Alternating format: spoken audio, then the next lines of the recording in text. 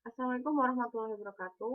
Di sini saya Ati Masroh akan menjelaskan sedikit tentang ketenagakerjaan dalam pembangunan ekonomi. Ya, ini merupakan peta konsep pembelajaran khususnya tentang materi ketenagakerjaan. Terus selanjutnya itu ketenagakerjaan itu sendiri, di mana di dalam ketenagakerjaan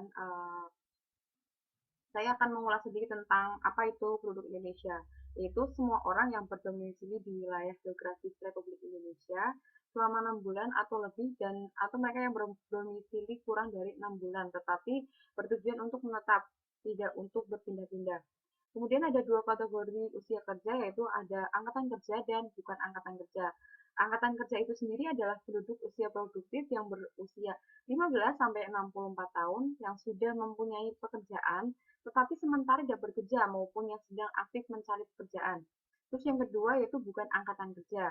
Bukan angkatan kerja itu mereka yang berumur 10 tahun ke atas dan selama seminggu yang lalu hanya bersekolah, mengurus rumah tangga, serta tidak melakukan suatu kegiatan yang dimasukkan dalam kategori bekerja, seperti mahasiswa, siswa SD, SMP, SMA. Yang kemudian yang kedua itu kesempatan kerja, di mana kesempatan kerja itu adalah jumlah penduduk yang berpartisipasi dalam pembangunan untuk melakukan suatu pekerjaan dan menghasilkan pendapatan. Ada dua jenis kesempatan kerja ya. Yang pertama yaitu kesempatan kerja permanen dan yang kedua kesempatan kerja temporer. Yang pertama yaitu kesempatan kerja permanen, di mana kesempatan kerja itu berlaku terus-menerus sampai mereka itu pensiun, sampai tidak bisa bekerja, tidak mampu untuk bekerja lagi seperti itu. Terus yang kedua yaitu kesempatan kerja temporer, yaitu di mana kesempatan kerja itu hanya memungkinkan relatif singkat ataupun eh, tidak lama seperti kayak kesempatan kerja permanen tadi ya. Eh, yang kemudian indikator indikator ketenagakerjaannya ada 4 ya. Yang pertama rasio ketenagakerjaan, yang kedua tingkat partisipasi angkatan kerja, yang ketiga tingkat pengangguran terbuka, dan keempat tingkat produktivitas tenaga kerja. Pengangguran. Apa itu pengangguran? Yaitu orang yang tidak bekerja sama sekali, sedang mencari kerja, bekerja kurang dari 2 hari selama 1 minggu. Dan seseorang yang sedang berusaha mencari pekerjaan yang layak. Ada dua jenis ya pengangguran terbuka atau open unemployment, yang kedua pengangguran terselubung atau underemployment, yang dimana pengangguran terbuka itu merupakan pengangguran yang sama sekali tidak mempunyai pekerjaan, ya, seperti kayak mahasiswa yang baru lulusan seperti itu. Terus yang kedua yaitu pengangguran terselubung.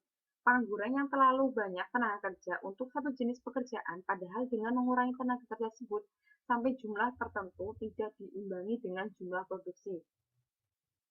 Terus kemudian ada jenis-jenis pengangguran ya. Di sini jenis penganggurannya yaitu menurut faktor penyebab terjadinya, yaitu ada 4. Pertama, pengangguran voluntar, pengangguran teknologi, pengangguran deflator, pengangguran struktural. Pertama, pengangguran voluntar, di mana pengangguran ini itu penganggurannya itu sukarelawan, karena di mana eh, seorang pengangguran itu sukarelawan tidak bekerja karena mereka sudah mempunyai penghasilan tanpa harus eh, bekerja, seperti menyewakan rumah, terus menikmati bunga deposito seperti itu. Yang kedua yaitu pengangguran teknologi, di mana dengan meningkatnya teknologi sehingga pengangguran itu semakin bertambah.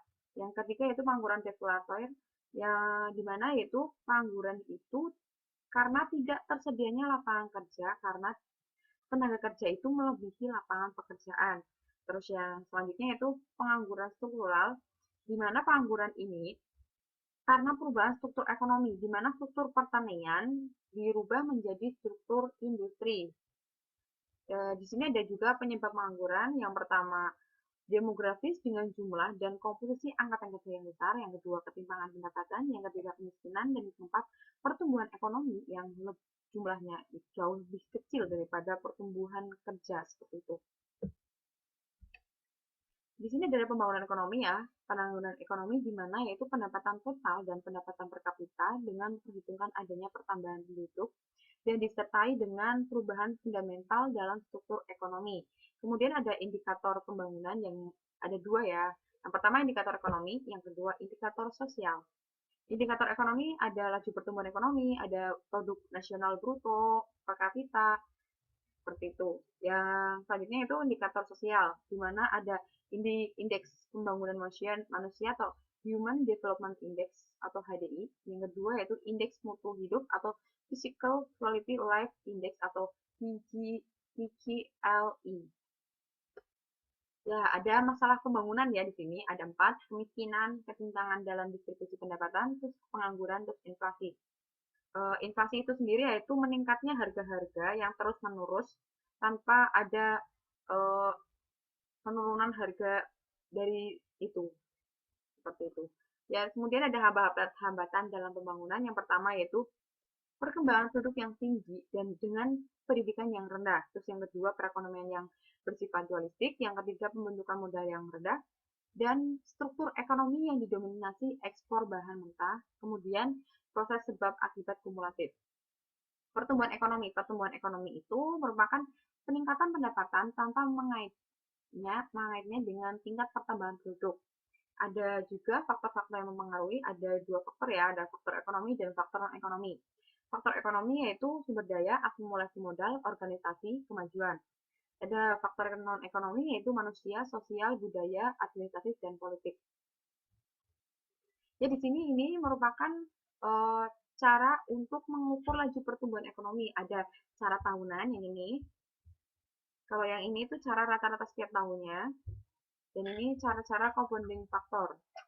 Jadi kita di sini sudah disediakan cara-cara untuk mengukur laju pertumbuhan ekonomi. Tinggal pilih ya. Ya, ada dampak pengangguran terhadap pelaksanaan pembangunan.